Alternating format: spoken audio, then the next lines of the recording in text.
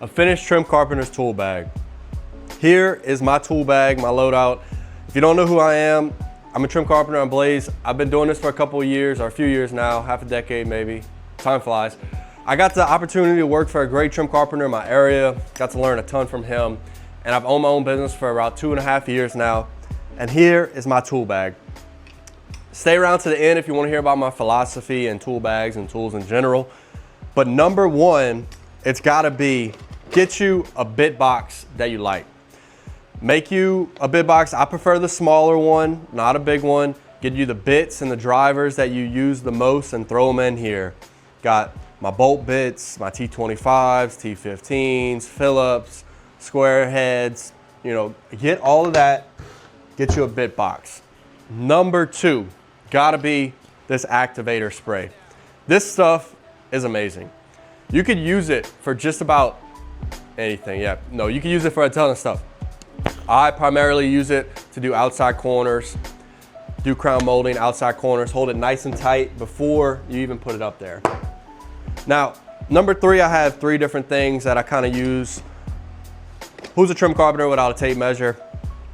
I recently switched down to the 16-foot. I used to carry 25-foot tape measures, and who needs a 25-foot tape measure if you're a trim carpenter? There's not many things that you're doing, a finished trim carpenter is doing. That's material is only 16 foot long. I do some cabinets that's only 8 foot long, but I definitely recommend that you get the same ones. Whatever ones you like, you get a bunch of them. You get like 3, 4 of them, so that way you and your guys can get very familiar with that tape, with that brand of tape, how to read it more efficiently, more fast. So tape measures and a nice set of hard hammer and a soft hammer. I say nice, just get one that you like.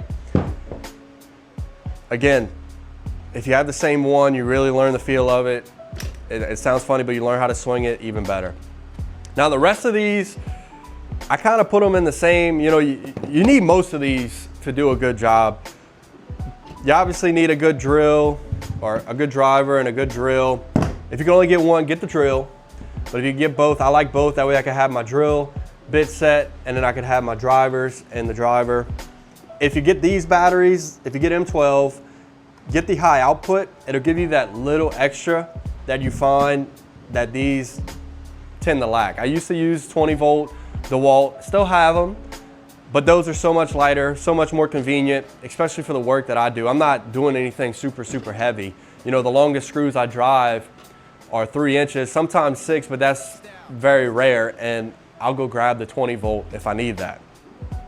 Now, another thing is screwdrivers. I like to carry different kind, flathead and Phillips head.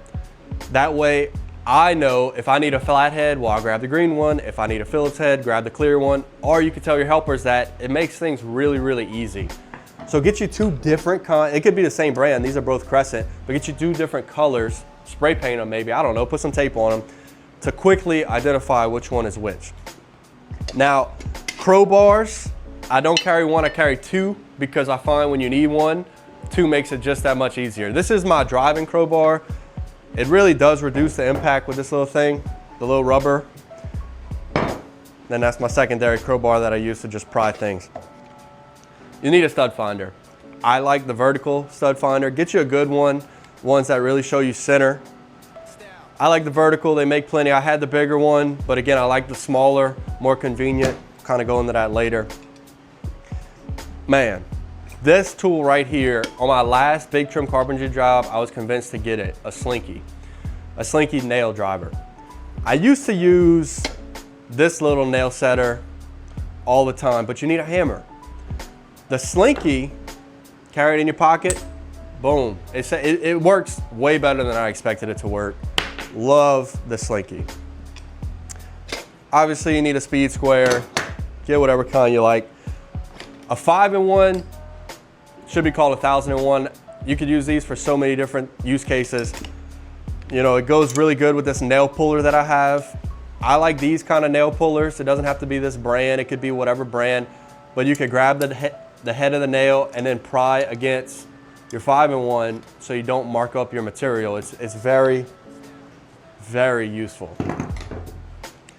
channel locks. I really have grown to love channel locks. I used to use crescent wrenches all the time, and they're cool, but channel locks are very fast compared to a crescent wrench in my opinion. I'm sure they have many different use cases, but I love channel locks. Now, as we're getting down the line here, a good marking tool, I love the Pekka Dry. I've been experimenting with different kinds. These are cool, they're great. Really love the Pekka Dry. If I'm working in the shop, I'll use this little lead pen. It's very fine, very small, tremendous. Now, this probably could have been mentioned a little bit earlier. I love these long heads, these long drivers. If you've ever worked in a tight space and you've tried to put these little screws into drawers, or you try to do something, the screws just fall out. Extremely aggravating. With this little metal tip right here, you have to hit it pretty hard for it to come off. It stays on there pretty strong. And even if it does fall off, and most of the time it'll just stick to the magnet. Get you some long drivers down the road whenever you could get them. And then getting really in the weeds here, well, this should be mentioned too.